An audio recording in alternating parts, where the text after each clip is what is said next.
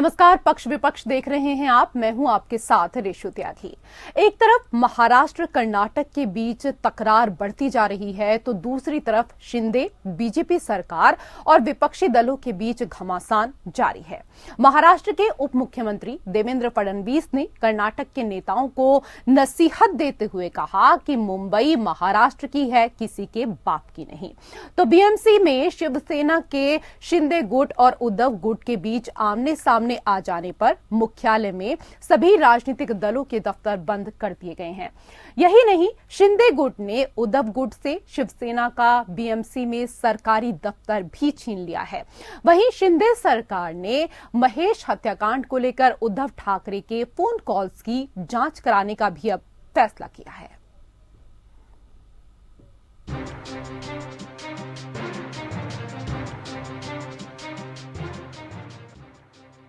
महाराष्ट्र में सियासी दांवपेच लगातार बढ़ते जा रहे हैं। कर्नाटक सीमा विवाद को लेकर बचाव की मुद्रा में आई बीजेपी शिंदे सरकार ने अब हमलावर रुख अपना लिया है। मुंबई को लेकर विवादित बयान देने पर उप मुख्यमंत्री देवेंद्र फडणवीस ने कर्नाटक के नेताओं को नसीहत दी है। फडणवीस ने कहा कि मुंबई महाराष्ट्र की है, किसी के बाप की नहीं। दरअसल कर्नाटक सरकार में मंत्री CS अश्वत्थ नारायण और विधानसभा परिषद के एक विधायक ने कहा था कि मुंबई को केंद्र शासित प्रदेश घोषित किया जाए। मुंबई कर्नाटक की है। फडणवीस ने कहा कि इस तरह की बयानबाजी की शिकायत केंद्रीय गृह मंत्री अमित शाह से की जाएगी। दरअसल एनसीपी नेता अजीत पवार ने कहा कि महाराष्ट्र में अलग अलग प्रांत के लोग मिलजुल कर रहते हैं, इसका हमें अभिमान है। लेकिन कर्नाटक की ओर से सीमा विवाद को गलत मोड़ देने की कोशिश शुरू की गई है। मराठी लोगों की भावनाओं को ठेस पहुंचाने का काम शुरू है। राज्य सरकार को इस पर कोई एक्शन लेना चाहिए। आणि बेळगाव, कारवार, निपाणी ह्या सगळ्या भागांमधले जो मराठी भाषिक आहे त्यांच्या पाठीशी एकमुखी महाराष्ट्र उभा आहे, अख्खा विधिमंडळ उभा आहे। अशा पद्धतीचा ठराव त्या ठिकाणी करून त्यांना एक मदत करावी, त्यांना एक विश्वास द्यावा, त्यांना एक खात्री द्यावी, अशा पद्धतीनं आमच्या सगळ्यांचं ठरलेलं होतं। आज आम्ही सर्व विरोधी पक्षांनी अध्यक्षांना सांगितलं की आजचं सगळं कामकाज बाजूला ठेवा। कर्नाटक मुद्दे पर विपक्ष शिंदे बीजेपी सरकार को घेरने में जुटा है। वहीं शिवसेना के शिंदे गुट ने बीएमसी में उद्धव ठाकरे गुट से शिवसेना का सरकारी दफ्तर छीन लिया है। बीएमसी में एक दिन पहले दोनों गुट के कार्यकर्ता आमने सामने आ गए थे और हाथापाई होते होते बची थी, जिसके बाद शिंदे सरकार ने बीएमसी मुख्यालय में सभी राजनीतिक दलों के दफ्तर सील कर दिए। शिवसेना का दफ्तर छीनने के साथ पिछले 25 साल से बीएमसी पर उद्धव ठाकरे की बादशाहत खत्म होती मानी जा रही है। आतापर्यंतचा एक इतिहास पाहिला तर साधारणतः आरोपातली गंभीरता लक्षात घेऊन त्या खात्याच्या मंत्र्यांचे राजीनामे घेतले गेले, पण तसे काही मंत्र्यांचे राजीनामे यावेळेला घेतले जातील असं काही वाटत नाही। परंतु गेल्या 6 महिन्यामध्ये हे सरकार नेमकं करतंय काय हे लोकांच्या समोर तर नक्की आलेलं आहे। महत्त्वाचा मुद्दा, ज्या विदर्भामध्ये नागपूरमध्ये हे अधिवेशन होत आहे त्या विदर्भाला अजूनही काय देणार याचं उत्तर सरकारकडून मिळालेलं नाही। शिंदे गुट उद्धव ठाकरे परिवार की मुश्किलों में इजाफा करने में कोई कोर कसर नहीं छोड़ रहा। अमरावती के व्यापारी उमेश कोल्हे हत्याकांड में उद्धव ठाकरे के खिलाफ जांच का ऐलान कर दिया गया है। मुख्यमंत्री शिंदे ने ठाकरे परिवार के खिलाफ ये तीसरी जांच शुरू करवाई है। सांसद नवनीत राणा ने आरोप लगाया कि उमेश की हत्या के वक्त तत्कालीन मुख्यमंत्री उद्धव ठाकरे ने अमरावती की पुलिस कमिश्नर आरती सिंह को फोन कर डकैती के एंगल से जांच करने को कहा था। ठाकरे इसे राजनीतिक साजिश बता रहे हैं। ये तो मैंने कहा, जो मैंने पहले मराठी में जो बात कही उसमें आपने एक अहम मुद्दा उठाया। महंगाई के ऊपर कोई बात नहीं कर रहा है। किसान आज संकट में है, काश्तकार हमारे संकट में है, उसके ऊपर कोई बात नहीं कर रहा है। कल परसों भी मैंने न्यूज देखी कि लगातार आत्महत्या, खुदकुशियां बढ़ती जा रही है, उसके ऊपर कोई चर्चा नहीं हो रही है। उनको क्या हम देने वाले हैं, बाकी की बातें छोड़ो, कम से कम एक आधार तो दे दो, वो भी नहीं दिया जा रहा है। वहीं विदर्भ की उपेक्षा को लेकर ठाकरे ने शिंदे सरकार पर आरोप लगाया। उन्होंने कहा कि ऐलान के बावजूद किसान कर्ज माफी की दिशा में शिंदे सरकार ने कोई कदम नहीं उठाया। बहरहाल महाराष्ट्र में आने वाले दिनों में सियासी उठापटक और तेज होने के आसार हैं। Bureau report, APN। तो पक्ष विपक्ष में आज इसी विषय को लेकर हम चर्चा करेंगे और चर्चा करने के लिए 3 खास मेहमान पैनल में हमारे साथ मौजूद हैं। हमारे साथ रत्नाकर सिंह, प्रवक्ता कांग्रेस, जुड़ चुके हैं। बहुत बहुत स्वागत आपका। हमारे साथ संजय द्विवेदी, प्रवक्ता शिवसेना, जुड़ चुके हैं। आपका भी बहुत बहुत स्वागत। और हमारे साथ बीजेपी की प्रवक्ता साइना NC भी जुड़ चुकी हैं। मैडम, आपका भी बहुत बहुत स्वागत। और पहला सवाल साइना जी मेरा आपसे ही है कि आप लोग कर्नाटक से सीमा विवाद पर कोई स्पष्ट रुख क्यों नहीं अपना रहे? केंद्र से हस्तक्षेप की मांग की जा सकती है। देखिए, सबसे पहले ये समझना जरूरी है कि कर्नाटक और महाराष्ट्र के बीच में ये एक राजनीतिक मुद्दा जिस दृष्टि से आप बता रहे हैं नहीं है। ये एक संवेदनशीलता के साथ सोचना पड़ेगा कि महाराष्ट्र के जो गांव कर्नाटक में है वो हमारी मांग रही है बहुत सालों सदियों से, और ये कोई बीजेपी का मुद्दा नहीं है। ये एक महाराष्ट्र नागरिक जो है, जो वहाँ बॉर्डर पे रहते हैं, उनकी एक मांग है। रही बात, आपने ठाकरे सरकार या उद्धव ठाकरे जी को लेके एक सवाल उठाया। मैं सिर्फ ये कहना चाहती हूँ, आज जब कार्यकर्ता एक पार्टी को छोड़ते हैं, वो क्यों छोड़ते हैं? छोड़ते हैं क्योंकि उनको पता है कि उनके नेतृत्व ने उनके साथ शायद कभी कभार अन्याय किया है, या उनकी बातें नहीं मानी है, या फिर ये सोच के कि स्थिरता की दृष्टि से वो कहीं और जाना चाहें। जिस परिप्रेक्ष्य में एकनाथ शिंदे जी के साथ 40 जो विधायक गए हैं, वो गए हैं क्योंकि उनको पता है कि उद्धव ठाकरे जी या पूर्व शिवसेना में उनकी एक आइडियोलॉजी को लेके एक सवाल और प्रश्न चिन्ह था, उनका जो विजन प्लान लेके प्रश्न चिन्ह था, और साथ साथ आज जब वो निकल के आए हैं तो उनको उनके जनता के लिए, उनके वोटर्स के लिए उनकी मांगे हैं। इन मांगे में बहुत सारे मुद्दे उठते हैं। इसमें से बॉर्डर विवाद, यानी कि कर्नाटक महाराष्ट्र का भी एक विवाद हो सकता है। इसमें एक सरकारी अफसर जो दफ्तर देते हैं, हम जानते हैं वो मेजॉरिटी पक्ष को मिलता है, और यहाँ आपको लग सकता है कि BMC में आपकी राज रही हो, लेकिन ये अचानक से ठीक है मैम, मुद्दे बहुत सारे हो सकते हैं, लेकिन जिस तरीके से तकरार बढ़ती जा रही है वो पूरा देश देख रहा है। रत्नाकर सिंह जी, एक तरफ महाराष्ट्र कर्नाटक के बीच तकरार बढ़ती जा रही है, तो दूसरी तरफ शिंदे बीजेपी सरकार और विपक्षी दलों के बीच घमासान जारी है। महाराष्ट्र के उप मुख्यमंत्री देवेंद्र फडणवीस ने कर्नाटक में नेताओं को नसीहत देते हुए कहा कि मुंबई महाराष्ट्र की है, किसी के बाप की नहीं है, और ये जो बयान उन्होंने दिया उसके बाद भूचाल आया हुआ है। इस पर आपकी प्रतिक्रिया पहले। रेशु जी, देखिए, मैं पहली चीज तो ये कहूंगा कि कर्नाटका और महाराष्ट्र का जो सीमा विवाद है, उस विवाद में वो विवाद काफी लंबा है, और जिस तरह से साइना जी कह रही हैं कि लोगों की मांग है, ये कोई भारतीय जनता पार्टी की मांग या दूसरे दल की मांग नहीं है। मेरा पूछना इनसे यही है कि ठीक है, लोगों की मांग है, लोग अपनी महाराष्ट्र की जनता जो है अपनी हक की लड़ाई जरूर लड़ेगी, अपना हक जरूर मांगने का काम करेगी, लेकिन मेरा ये कहना है जो आप डबल इंजन की सरकार कहते कि जो वोट मांगते हैं और जीत के आते हैं, तो आपकी डबल इंजन की सरकार महाराष्ट्र में भी है, डबल इंजन की सरकार कर्नाटक में भी है। तो आप लोग क्यों नहीं कुछ इस तरह का इनिशिएटिव लेते हैं जिससे कि यह सीमा विवाद जो है हमेशा हमेशा के लिए खत्म हो जाए। आखिर ये कोई भारत पाकिस्तान का सीमा विवाद नहीं है, कोई चाइना का सीमा विवाद नहीं है, तो यह हमारे देश के राज्य का सीमा विवाद है, और तीनों जगह में आपकी सरकारें हैं। तो आपको अगर लोगों की मांग है तो लोग क्या उचित है क्या अनुचित है ये फैसला करने की घड़ी है, और आप उसको हल कर सकते हैं।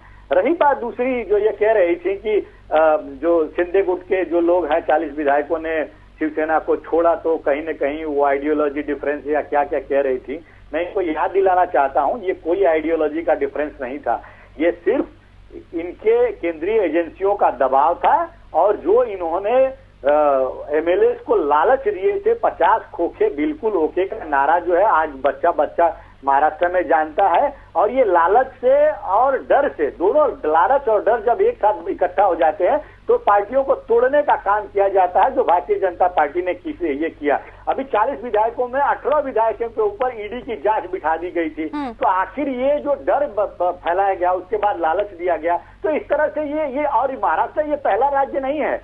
इस तरह से मध्य प्रदेश भी है, कर्नाटक भी है, तमाम ऐसे राज्य हैं जहां पे इन्होंने इस तरह का काम किया है। तो आप सिर्फ आइडियोलॉजी के नाम लेकर के और अपनी कारस्तानियों से छुप नहीं सकते हैं। देखिए, शिंदे और भाजपा सरकार आज एक भ्रष्टाचार के बुनियाद पे बनी हुई यह सरकार है। ये इन्होंने भ्रष्टाचार के आधार पे विधायकों को तोड़ा, सरकार बनाई, और आज जो विवाद खड़ा हुआ है, मैं यही कहना चाहूंगा कि आज इनकी सरकारें हैं, डबल इंजन की सरकार है, तो आज इस विवाद को खत्म करने का काम करना चाहिए, न कि सिर्फ बयानबाजी करना चाहिए। कभी कर्नाटक के मुख्यमंत्री कहते हैं कि हम 1 इंच जमीन नहीं छोड़ेंगे, कभी फडणवीस साहब सदन में कहते हैं कि हम यहाँ के लोगों की हक के लिए काम करेंगे। तो आखिर में ये विवाद क्यों बढ़ा रहे हैं आप लोग बयानबाजी करके? ठीक है, मैं इसका जवाब साइना जी से मैं लूंगी जरूर, लेकिन संजय जी पहले आप ये बताइए कि सरकार कर्नाटक से सीमा विवाद में उलझी हुई है, आप पार्टी के विवाद में ही उलझे हुए हैं? नहीं, पार्टी विवाद में हम नहीं उलझे हैं। पार्टी विवाद में वो उलझे हैं जिन्होंने 50 धोखे एकदम धोखे करके पार्टी को तोड़ा, और घाटी इधर दिखाने वाले और खाने वाले अलग होते हैं। जो साइना एलसी जी कह रही थी, उनको ये समझ आना चाहिए कि एक ही जगह टूट नहीं हुई है। अगर टूट एक जगह होती तो लगता है कि उनके अंदर भावना थी, शिवसेना के संग नहीं काम करना चाह रहे थे, अच्छी बात थी। लेकिन अभी अंधेरी बीच का चुनाव हुआ, देखिए आप, वहां बीजेपी ने अपना प्रत्याशी खड़ा किया था, शिंदे जी ने नहीं किया, लेकिन चुनाव चले गए शिंदे जी कि साहब पार्टी तोड़िए, साहब मैं तो अपना प्रत्याशी खड़ा करने जा रहा हूँ। तो ये इस तरह की जो तरीके अपनाए जा रहे हैं पार्टी विसर्जन करने का, लेकिन उसके बाद क्या हुआ? अंधेरी ईस्ट में शिवसेना का प्रत्याशी जीता, हमारी अडवाणी जीती, हमारा क्षेत्र जीता, हमारा चिंतन जीता, हम जीते वहां पे ना। इन्होंने डर के हमारे अपना प्रत्याशी हटा लिया था। माननीय मुलायम सिंह इटावा में अभी चुनाव हुआ मैनपुरी में, इन्होंने माननीय मुलायम सिंह के खिलाफ प्रत्याशी क्यों बना लिया? उसी प्रत्याशी क्यों बना? इतनी इनकी भावना अच्छी है कि महाराष्ट्र में हम किसी मरने वाले व्यक्ति के लिए नहीं खड़ा करेंगे, तो मैनपुरी में नहीं खड़ा करना चाहिए था, उनके मरी डिम्पल यादव को जीत लेना चाहिए। लेकिन ना, इनकी जो कथनी करने में दोनों अंतर है। आज गृह मंत्री या मोदी जी को चाहते हैं, अगर भाई कहते साहब कांग्रेस कुछ नहीं कर पाई, तो कांग्रेस ने कुछ नहीं किया, तो आप क्या कर रहे हैं 8 साल में? भाई इससे पहले 5 सरकार रही, कर्नाटक महाराष्ट्र का विवाद है, 5 सरकार रही, उसमें शिवसेना भी शामिल थी। अब 3-4 महीना की सरकार है, कर्नाटक में सरकार है, केंद्र में सरकार है। तो जो बयानबाजी चल रही, माननीय फडणवीस जी कह रहे हैं किसी बात में हमारा नहीं है, तो ये तो मैं नहीं कह रहा। ठीक है सर, ये जो बयानबाजी चल रही है, इस बयान को लेकर भी हम बात करेंगे। जो बयानबाजी चल रही है, इस बयान को लेकर भी हम बात करेंगे साइना जी से। साइना जी, इससे पहले जो अभी आपने सुना, संजय जी आरोप लगा रहे थे, तो आप ये बताइए कि जिस तरह से बयान आपकी पार्टी के नेता दे रहे हैं, कर्नाटक में आपकी पार्टी को इसका नुकसान नहीं होगा क्या? ये समझ लीजिए कि ये कर्नाटका का जो मुद्दा है, ये कब से चालू हो है? सदियों से। एक प्रो कन्नडा आउटफिट की हम बात करते हैं तो उनका पक्ष उन्होंने रखा है। महाराष्ट्र के सरकार के तरफ से देवेंद्र फडणवीस और एकनाथ शिंदे ने स्वयं कहा है कि there are 865 Marathi speaking villages, और कर्नाटका सरकार ने एक रेजोल्यूशन जो पास किया था, वो जो है उनके परिप्रेक्ष्य में यहाँ के तरफ से अमित शाह जी स्वयं गृह मंत्री के रूप में उन्होंने भी एक मीडिएशन किया था। तो जो एक 70 साल का जो मुद्दा है, आज जो फ्लेयर अप होता है, और जहाँ आपको पता है 70 साल में भी कोई आपके पास सुझाव नहीं आया, ये कहना कि ये सरकार की उपलब्धि है या नहीं है। मैं सिर्फ ये कहूंगी कि जब बोम्मई जी ने 40 गांव के बारे में सवाल उठाया तो महाराष्ट्र सरकार के तरफ से भी एक डायलॉग हुआ, लेकिन जिस ढंग से उद्धव ठाकरे जी के फैक्शन देख रहे हैं कि कार्यकर्ता के साथ अनबन हो, ट्रांसपोर्ट को लेके कहीं हाथापाई हो, ये गलत है। क्योंकि हम सब जानते हैं कि जब भी कोई डिस्प्यूट होता है, you can sort it out only through dialogue and discussion. रही बात जो एक मुकाम तक पहुंचता है ये बॉर्डर इशू, तो आपके पक्ष रख सकते हैं। आदरणीय कोर्ट ने भी एक सुझाव दिया था, और जो प्रो मराठी सोशो पॉलिटिकल एक संगठन था जो 1948 में उन्होंने बेलगांव पे ये कैंपेन चलाया कि we should merge these villages into Maharashtra, वहां सुप्रीम कोर्ट ने भी कहा कि ये जो बॉर्डर रीजन है इसके बारे में आप एक यूनियन टेरिटरी की बात भी सोच सकते हैं। और उद्धव ठाकरे जी और ये फैक्शन को ये सब पता भी है, तो सिर्फ बवाल उठाना या बवाल बनाना बहुत ही गलत होगा। ठीक है, हम सब ठीक है चाहते हैं। रत्नाकर जी, मैं आऊंगी संजय जी आपके पास भी आऊंगी। रत्नाकर जी, जिस तरीके की चीजें चल रही हैं, क्या सरकार और पार्टी की लड़ाई में जनता की भावना मोड़ने के लिए कर्नाटक सीमा विवाद बढ़ाया जा रहा है? देखिए रेशु जी, मैं एक चीज और याद दिलाना चाहूंगा। कर्नाटक और महाराष्ट्र का सीमा विवाद जो है वो तो अभी एक बार भी साइना जी ने ये नहीं कहा कि गृह मंत्री इनके हैं और ये अब बैठ करके इस पे जल्दी से जल्दी कोई रणनीति तय करेंगे और इस विवाद को समाप्त करेंगे। उसी तरह से ये क्या है, इस सब चीजों को प्रोलॉन्ग करने की कोशिश करते हैं, उसका खामियाजा जो है वहाँ की जनता को भुगतना पड़ता है। अभी आसाम का ही सीमा ले लीजिए, आसाम मेघालय वाला जो सीमा है उस सीमा विवाद का क्या हुआ। अभी एक स्टेट की पुलिस जो है दूसरे स्टेट की पुलिस पे फायर करती है, और 2 साल पहले की घटना में बता देता हूँ, वहाँ पे आए दिन जो है इस तरह की झड़पें होती रहती हैं और कुछ पुलिस कर्मियों की कुछ जान से भी हाथ धोना पड़ा। तो इस तरह की परिस्थितियों को पैदा होने देती है ये भारतीय जनता पार्टी सरकार। अगर ये कहीं पे भी इस तरह का अगर प्रोएक्टिव नजर आती तो इस तरह के विवाद समाप्त हो जाते। अभी तो ये हर तरह से सक्षम है ना, गृह मंत्री जी हैं। ठीक है सर, लास्ट आंसर मैं संजय जी से ले लेती हूँ। लास्ट आंसर सर, कुछ कहना चाह रहे थे क्योंकि समय का अभाव है मेरे पास। संजय जी क्यों नहीं हल कर सकते? देखिए, पहले सिंह ने पूरी बात सुनी, कहीं विवाद सुलझाने की एकदम इन्होंने चर्चा नहीं की। अब आप जो बीएमसी में कब्जे वाली बात है कि इतने ज्यादा उत्तेजित हो चुके हैं, तो ये जानते 5-6 महीने हमारी सरकार 5-6 महीने बाद हम लोग तो पूछेगा नहीं। हमको शिवसेना में कब्जा करना तो मतलब ही नहीं है। शिवसेना अपने पार्टी है, शिवसेना अंधेरी इसमें प्रत्याशी खड़ा है, जीत के आ गई। आज पूरा संगठन हमारे साथ उद्धव ठाकरे जी के साथ है। तो जो इनकी सोच है संजय जी की, संवैधानिक सरकार चलाने के बाद, तो ये संबंधित सरकार कुछ दिन नहीं चलेगी, ये बीजेपी से कांग्रेस खींचेगी। जो ये समझ रहे हैं कि मैं बड़ा मुख्यमंत्री बन गया हूँ, कोई मतलब नहीं है। जो आज ये कोर्ट में मुकदमा चल रहा जिसमें 16 लोगों ने संपत्ति दी है, उसमें मुकदमा चल रहा। अब कल उसमें वर्डिक्ट आ गया कि उन्होंने गलत किया, तो क्या मुख्यमंत्री जी इस्तीफा देंगे? मैं तो साफ साफ पूछ रहा हूँ। अच्छा, संवैधानिक मुख्यमंत्री का इस्तीफा देंगे? तो ऐसी भ्रष्टाचारियों को लेके सरकार बनाना संविधान के विरुद्ध है। जिनके खिलाफ ईडी, आईटी और उसके मुकदमा चलने चाहिए कि केस चल रहे हो, उनको आप लेके चाहे सांसद हो चाहे विधायक हो, उनको लेके आप सरकार चला रहे हो, तो ये भ्रष्टाचार तो सरकार है कि नहीं? मैं तो जनता से पूछना चाहता हूं। ठीक है, मैं इसका जवाब जरूर लेती साइना जी से, लेकिन फिलहाल समय का अभाव है हमारे पास। बहुत बहुत शुक्रिया आप तीनों मेहमानों का हमारे साथ इस चर्चा में जुड़ने के लिए, और इसी के साथ पक्ष विपक्ष में फिलहाल इतना ही। नमस्कार।